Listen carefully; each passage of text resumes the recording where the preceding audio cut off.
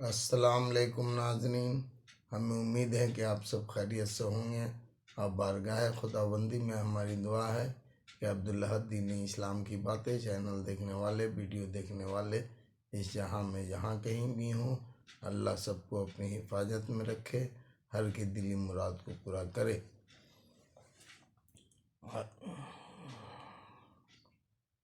آج میں نماز کے ذریعے گناہوں کا جھڑنا کا بیان کر رہا ہوں۔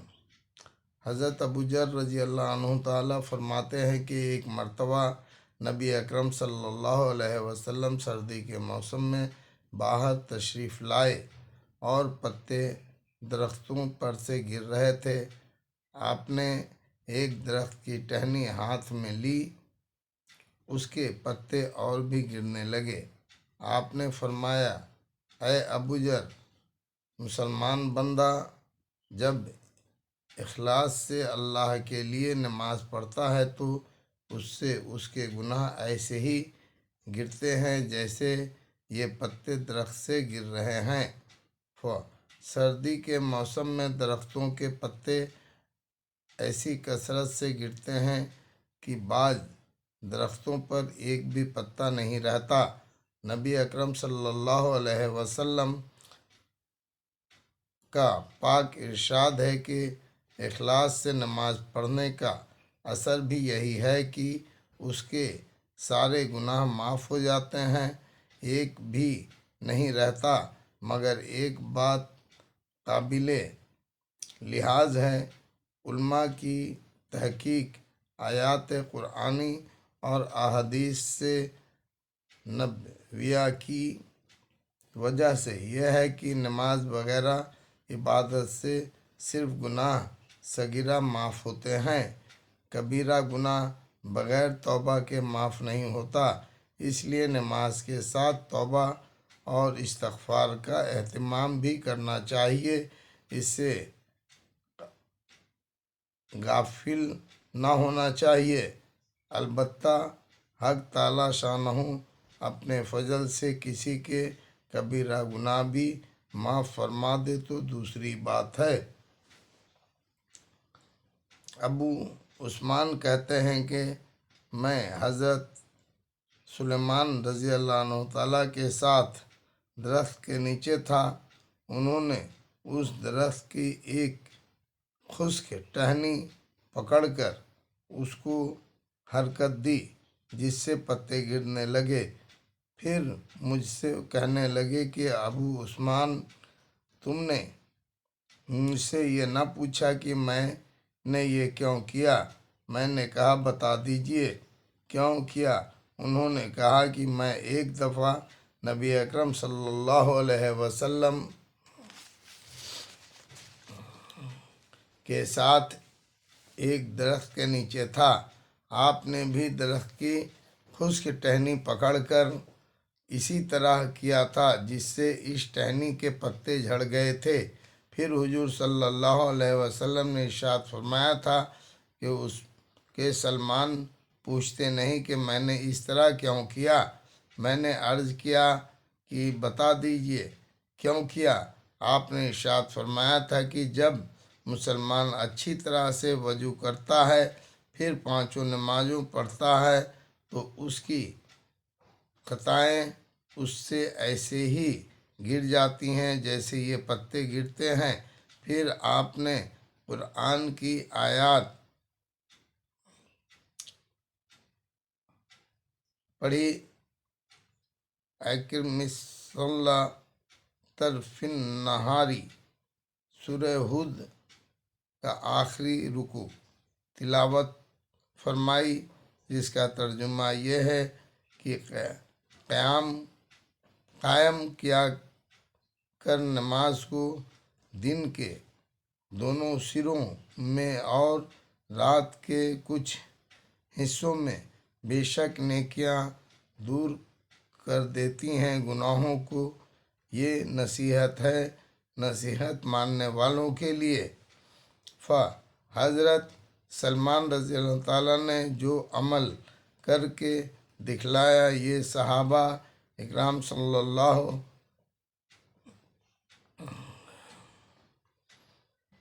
صحابہ اکرام رضی اللہ عنہ اجمعین کے تعشق یعنی عشق و محبت کی ادنا یعنی معمولی چھوٹی مثال ہے۔ جس طرح محبوب کو کرتے دیکھتا ہے، جو لوگ محبت کا ذائقہ چکھ چکے ہیں وہ اس کی حقیقت سے اچھی طرح واقف ہیں۔ اسی طرح صحابہ اکرام رضی اللہ عنہ تعالی نبی اکرم صلی اللہ علیہ وسلم کے ارشادات نقل کرنے میں اکثر ان افعال کی بھی نقل کرتے تھے جو اس ارشاد کے وقت حضور صلی اللہ علیہ وسلم نے کیے تھے۔ نماز کا اہتمام اور اس کی وجہ سے گناہوں کا معاف ہونا جس کثرت سے روایت میں ذکر کیا گیا ہے اس کا احاطہ دشوار ہے۔ پہلے بھی متعدد روایت میں یہ مضمون گزر چکا ہے۔ سلمہ نے اس کو صغیرہ گناہوں کے ساتھ مخصوص کیا ہے، جیسا پہلے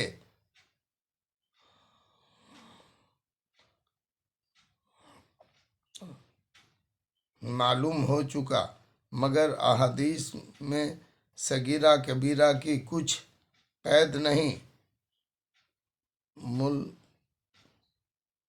مطلق گناہوں کا ذکر ہے۔ میرے والد صاحب مولانا یحییٰ صاحب رحمۃ اللہ علیہ نے تعلیم کے وقت اس کی دو وجہیں ارشاد فرمائی تھی۔ ایک یہ کہ مسلمان کی شان سے یہ وعید ہے کہ اس کے ذمے کوئی صغیرہ ہو، اولاً تو اس سے گناہ کبیرہ کا صادر ہونا ہی مشکل ہے، اور اگر ہو بھی گیا تو بغیر توبہ کے اس کو چین نہ آنا مشکل ہے۔ مسلمان کی مسلمانی شان کا مقتضا یعنی تقاضا یہ ہے کہ جب اس سے کبیرہ صادر ہو جائے تو اتنے رو پیٹ کر اس کو دھو نہ لیں، اس کو چین نہ آئے۔ البتہ صغیرہ گناہ ایسے ہیں کہ اس کی طرف بسا اوقات التفات یعنی دھیان توجہ نہیں ہوتا اور ذمے پر رہ جاتے ہیں، جو نماز وغیرہ سے پاک ہو جاتے ہیں۔ دوسری وجہ یہ ہے کہ جو شخص اخلاص سے نماز پڑھے گا اور آداب و مستحبات کی رعایت رکھے گا، وہ خود ہی نامعلوم کتنی مرتبہ توبہ استغفار کرے گا، اور نماز میں اتحیات کی آخری دعا اللہم انی ظلمت نفسی آخر تک میں تو توبہ و استغفار خود ہی موجود ہے۔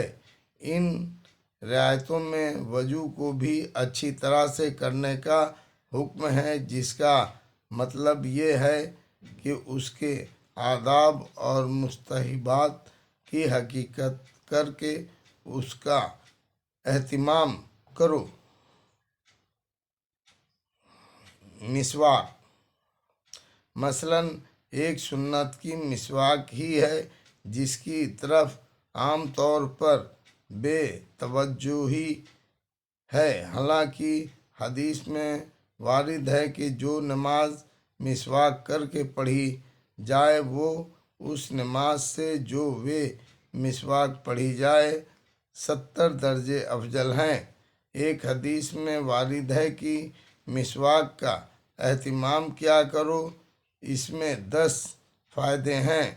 منہ کو صاف کرتی ہیں، اللہ کی رضا کی وجہ ہے، شیطان کو غصہ دلاتی ہے، مسواک کرنے والے کو اللہ تعالی محبوب رکھتے ہیں، فرشتے محبوب رکھتے ہیں، مسوروں کو طاقت بخشتی ہے، بلغم کو دور کرتی ہے، منہ میں خوشبو پیدا کرتی ہے، صفرا یعنی پیت کو دور کرتی ہے، نگاہ کو تیز کرتی ہے، منہ کی بدبو کو زائل کرتی ہے، اور اس سب کے علاوہ یہ ہے کہ سنت ہے۔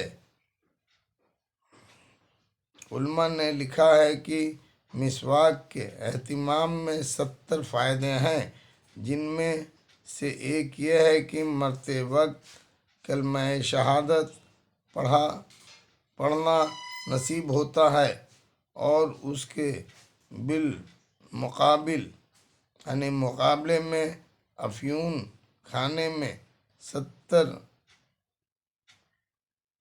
مضرتیں یعنی نقصان ہیں، جن میں سے ایک یہ ہے کہ مرتے وقت کلمہ یاد نہیں آتا۔ اچھی طرح سے وضو کرنے کے فضائل احادیث میں بڑی کثرت سے آئے ہیں۔ وضو کے اعضاء قیامت میں روشن اور چمکدار ہوں گے، اور اس سے حضور صلی اللہ علیہ وسلم فوراً اپنے امتی کو پہچان جائیں گے۔ اللہ اکبر۔